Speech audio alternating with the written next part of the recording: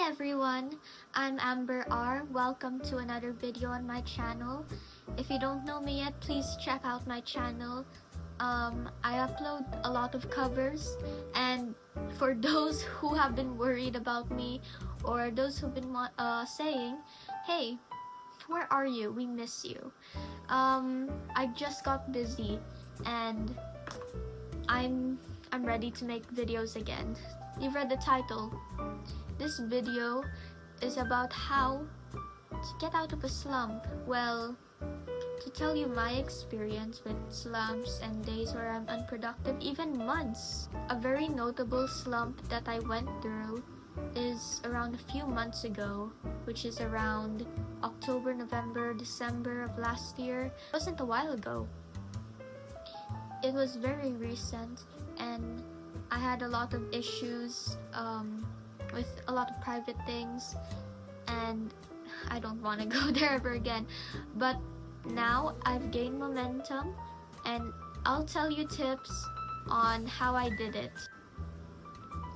For context, I'm 15, about to be 16 on March. I have ADHD. I take medicine for it, and I'm not really good with discipline naturally because of the ADHD problem, and I find it very, very hard to live in a world where everyone is like, hey, you need discipline, discipline, discipline. To achieve this, you have to be disciplined. To succeed, you have to be disciplined. But the thing that you think of, that most people think of when they think discipline, is like, oh, going to the gym at 5 a.m., taking cold showers, doing extreme things, studying for 5 hours. That is very hard to achieve, especially to maybe a teenager like you, or maybe you're an adult, or maybe you're a kid in middle school. And it can be very hard to achieve, especially with the circumstances of today's world. For example, we tend to get distracted with screens today. We are prone to boredom today. That can dive you deeper into the rabbit hole of a slump. Now, I'll tell you where I am today. Today, I am an A+ student. I practice my instruments every day. I write, and I'm planning to get published. And lastly, this happened very recently, but I'm now in acting school, which is great. Months ago, I had C's. I had A's still, but I had C's in my AP classes because of the slump. Well, AP classes aren't very forgiving because I got A's in school because I was a nice kid to the teachers, and they felt bad for me. So, but nevertheless, I got C's. I had complicated relationships, not with my friends though, but with other people, and I got myself into dangerous situations. I went to the hospital. I got very mentally, emotionally distressed. It's very easy to get deeper into this problem, and it's easy to think you can't be helped anymore. I helped myself. Now that you know where I'm coming from, I'll tell you what I had to do to achieve this level of satisfaction within myself, within my academics, within my career. Just so far, first thing you have to do, a little bit of introspection. You have to identify the reason that got you into this slump and what you can do about it. Here's an example. Me personally, complicated relations I had with people, social media, short-term content, short form content. So all of those that are considered distractions to me becoming a better person. Now, you might ask, what did I do about them? First of all, I think about the people I associate myself with.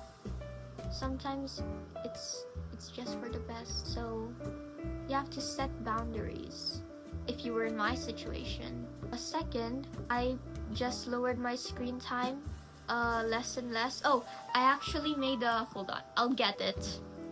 I made a cute little dopamine menu to open whenever I feel bored. Instead of like scrolling on my phone, I just I just use these. And I saw it on YouTube, that's why I decided to make one. And they're really, really helpful. It's really fun to make too. If you want to delve further into how to make these, or if you're just curious about them, I'll put a link in the description. Next, what you have to do is record. And I mean recording what you do in a diary or a journal. And this is my trusty journal. I love it. I bring it everywhere with me. And it's just a really good way to talk about yourself without having others to talk to.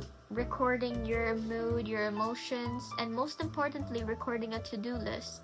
That is essential, at least for me, to getting out of a slump. Just writing down what you need to do. And you might ask, isn't this a bit too tedious? Like, why do you have to write down everything?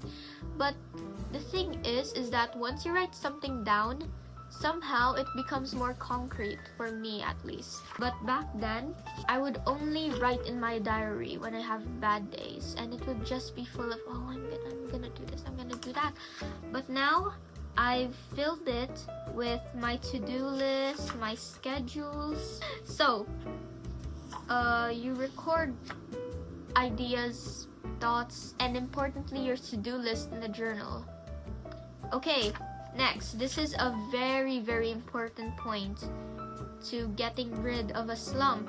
If you have a goal to achieve, you have to devote just a little bit of your time to achieving that goal, to making progress. I'll give you an example. I want to complete the Suzuki violin book series.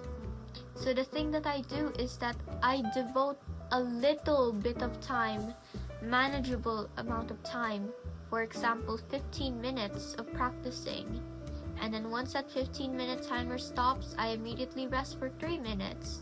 Very, very manageable. Okay, the most essential thing about this step is that you make sure that you divide it into really small periods of time. Now, here's a really big mistake that I made during the start of trying to be more disciplined, being more rigid with my schedule. The thing that I did was that my goal was to pass the AP exam, 4 or 5. It's this coming May.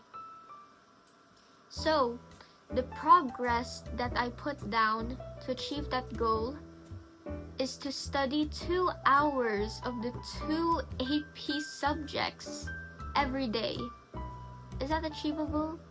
Well, maybe for others, but you have to consider me. Consider yourself.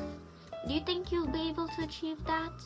Don't set something that's it may seem realistic because other people are doing it. But you have to cater to your own needs, your own body's needs, your schedule. It has to be flexible. So instead of putting 2 hours of studying for my AP classes, I put it into a small chunk of only 20 minutes. Meaning that I will know what to do. I will try to make the best use of my time doing that task so that it feels more fulfilling rather than an unmotivated 2 hours of doing this and doing that, and you keep on looking at the timer saying, oh my god, when is this gonna end? So, that is very, very important. I don't know the science behind it, not at all. But for some reason, for me at least, if you give a really small amount of time to do a task, you make the best use of your time doing it because you know, oh my god, it's so limited. I have to do the best I can. that's one way of thinking. And that's basically something that encompasses the entire idea of getting out of a slump. And lastly, you have to understand this. You have to understand that every day won't always be a disciplined, productive day. There are times where you will feel like a couch potato, and this is coming into acceptance that you will not always have productive days. Why do we need to understand this? Why do we need to accept this? When you accept that there's no more productive days, I mean not no more, but you're having an unproductive day, that means that's a time to re-energize, a time to rest, so that you can be more motivated the next day. But this doesn't mean that you have to get off your discipline, you have to go back to doom scrolling, you have to go back to doing this or that.